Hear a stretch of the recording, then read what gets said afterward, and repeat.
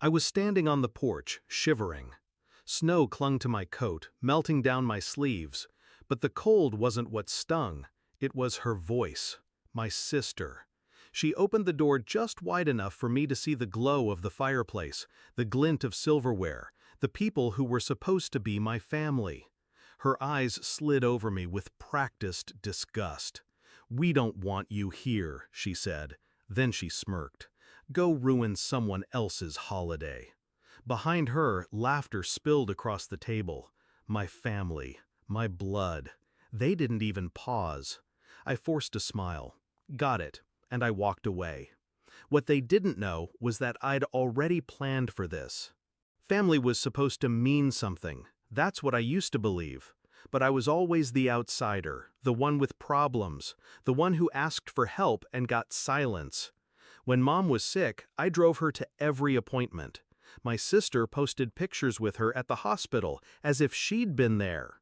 My brother showed up only for the funeral, then bragged about how strong we all were in his eulogy. Dad, he just kept drinking.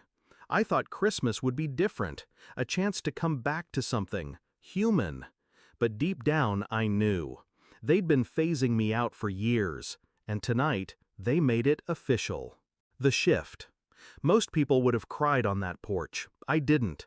I went to my car, sat in silence, watched the frost crawl across the windshield while my heart slowed into something sharper, colder.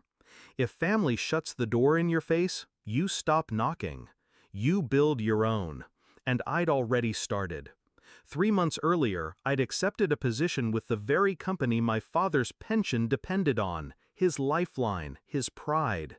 He didn't know. No one did. The CEO liked me, respected me, saw something in me my family never cared to notice. That night, while they passed turkey and wine, I sent one text. Just 5 words. "It's time. Pull the trigger." Execution. The move had been in motion for weeks. My father's department had been under review. He bragged at every family gathering that his connections kept him safe. What he didn't realize was that his safety net had holes. Holes I had carefully widened. I fed the right information to the right people, documented the negligence he thought no one noticed, the late reports, the covered mistakes, the alcohol on company property. All neat, all undeniable. By Christmas morning, the papers were on the CEO's desk. By New Year's, Dad's 30 years of loyalty would be nothing but a severance check. And my sister, the one who sneered at me on the porch, she had built her entire social identity on being the perfect daughter. Charity events, networking, glossy photos of her family dinners. When Dad's downfall hit, the scandal would splash mud all over her too. I didn't even have to push. I just let gravity do its work.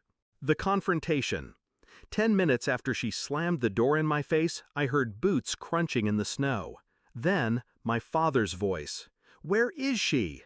He sounded panicked, angry, not because he'd suddenly grown a conscience, but because his phone had buzzed with the news before dessert. He burst through the dark, red-faced, scanning the yard until his eyes found mine. "You, what did you do?" I just leaned against my car, calm.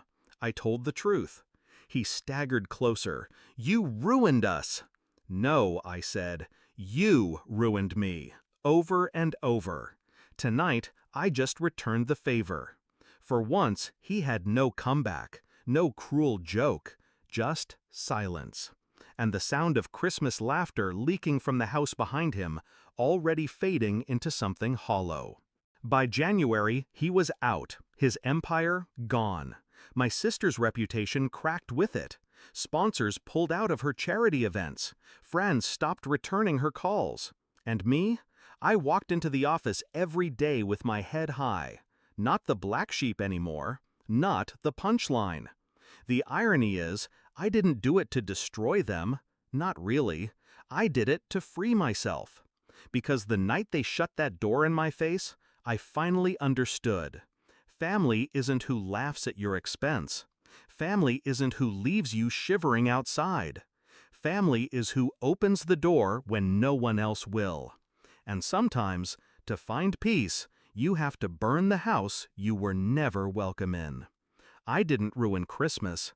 I ended their illusion. And for the first time in my life, I walked away warm.